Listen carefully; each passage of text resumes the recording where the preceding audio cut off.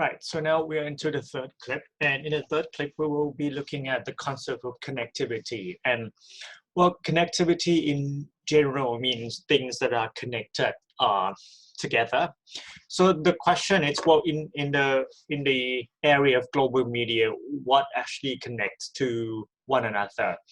And I want to point out to these just type of connection. So there are a lot of players who contribute to the connection in this global media connectivity.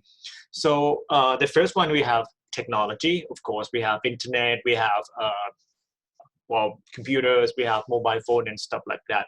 Then we also have the wave of globalization, you know, when things have become more global. And the third player is global communication. So it's a way that we can communicate with other people from a different side of the globe. Then we have global media as the source, and it leads to something we call the global village. And I will discuss this concept a little later. Okay, what global village actually is. And then when things are sort of come together, then what we have, it's something we call cultural exchange. So I mean, just think back about the sending country, receiving countries, and stuff like that. So when you receive something from other countries, then it's not just receiving the media, but also you receive the culture as well. And then when the receiving countries become the sending country, then you are not only sending the media, I mean, you're not only sending your media through other countries, but you're also sending your culture as well. I mean, if you are really looking at a lot of examples, just think about a lot of Korean series and, you know, Japanese, well, I mean, let's take just Korean series then. So there are a lot of Korean series, okay, that are available in Thailand right now. So when the Korean media come into Thailand, it's not just about, you know, the media, it's about the way that, you know, you sort of perceive, you know, Korean people, and it also affects, you know, a lot of identities in Thailand as well, because I mean there are a lot of younger generations who want to become like the Korean series stars, and you know they have a group of fans, and there are a lot of exchanges between fans and the Korean series stars and stuff like that. So yeah, I mean, as you can see, when the media enters a country, okay, when media from one country enter another countries, and it brings a lot of culture. So now in Thailand, we are really more well aware of the culture of Korean or of other types of media that we are consuming. Now, as I told you, we need to talk about the concept of the global village. Okay, Marshall McLuhan, he predicted the rise of what he called a global village, and his reason was that because of the international dependence on mass communication and the connectivity that it promised, and technology were extension of human body. Computer technologies were extension of the human nervous system.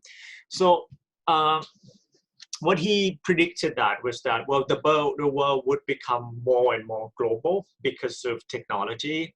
And I think he did that in 1964. And I think he is absolutely correct that, you know, now the world is almost absolutely global, at least in the areas where they have access to internet and they have computers and stuff like that. So when we look at this question, then we can probably understand that, well, distance does not matter when it comes to communication. And the world is a village where people's consciousness and identities converge. Right. So, well, I mean, now when you are communicating with other people, distance doesn't matter, does that? Because let's say if you want to communicate with your friends from other countries, then you can just do it straight away at your fingertip using your phones and stuff like that. So this is sort of create everyone in the world to belong to the same village, right? I mean, if you are familiar with the concept of the village, it means that, you know, there are a lot of villages, okay, in the country, in the world, and they all have different identities, different way of thinking. But now with the media and with the world becoming more global, then everyone sort of have the same. There are a lot of share culture that they have. There are a lot of things that they are doing, and there are a lot of exchanges in terms of culture from one country to another country.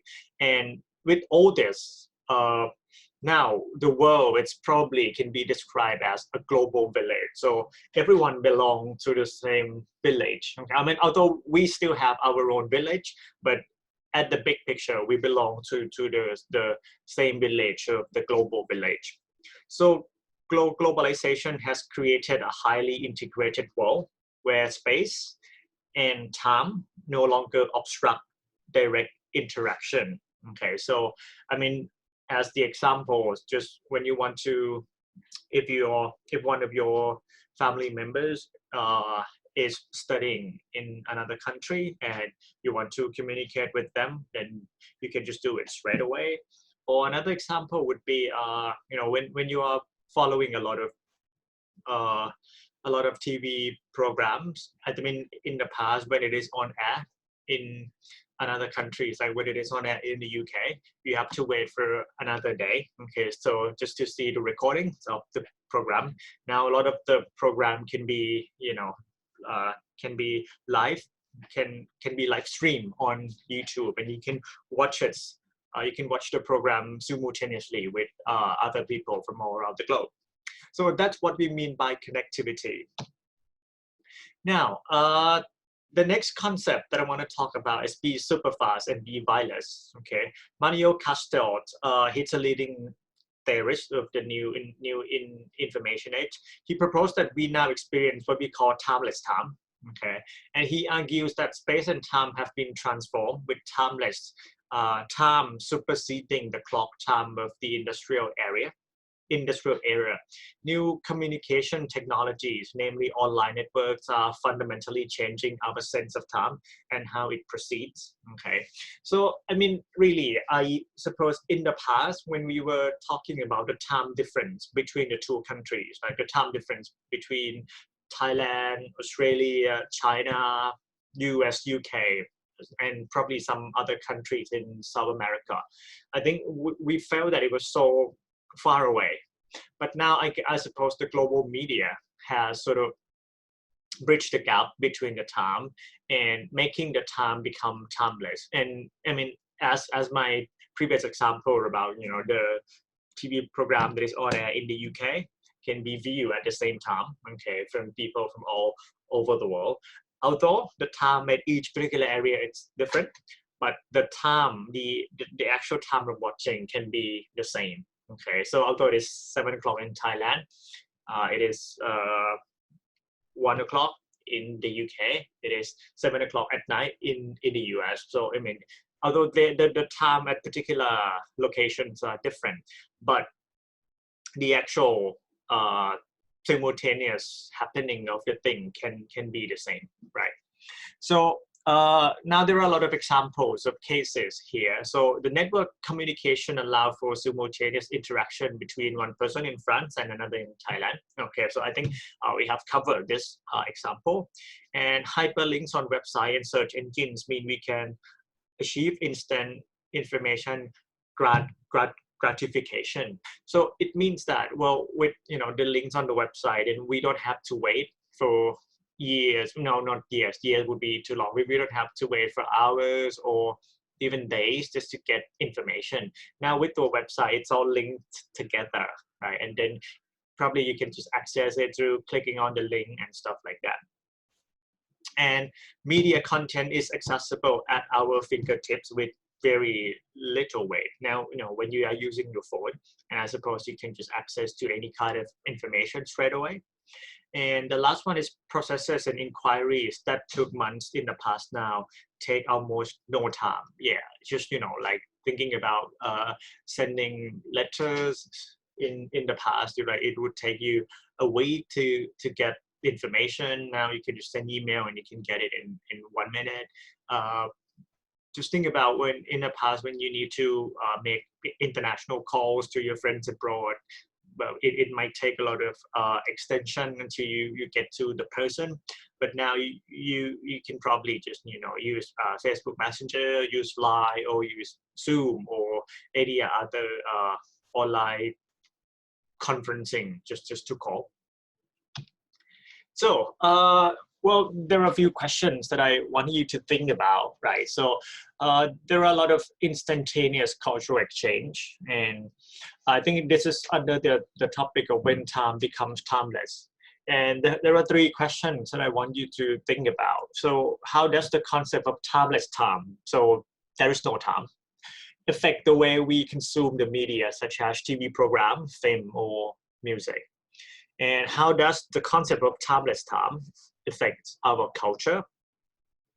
And how does actually timeless time help us in intercultural communication? So I mean, have a think about it, and I mean, you don't need to answer in the comments or anything, but I just want you to start thinking about, well, if the world is becoming more timeless, how does it affect us as a person in terms of consuming media, in terms of our culture, and in terms of communicating with other people interculturally, right?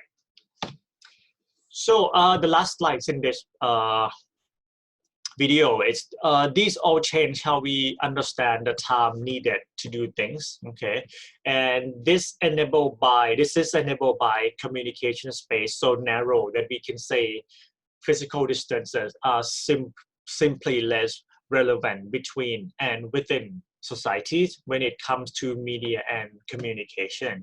Okay, so I think in a nutshell, I think what I want to say is that time doesn't matter anymore, really. Just, I mean, if you look at the two examples here, probably if you're thinking about an organization that works with people from all over the world, and they have to hold, like, let's say UN, and they have to hold a meeting at a particular time. Okay, let's say if UN is in Geneva or somewhere, but if the actual meeting, the face-to-face meeting, it's held at that particular place, and other people, other members can be from all over the world, and they can actually join the meeting, okay, at the same time simultaneously. Okay, and I think that's what I mean by time just doesn't matter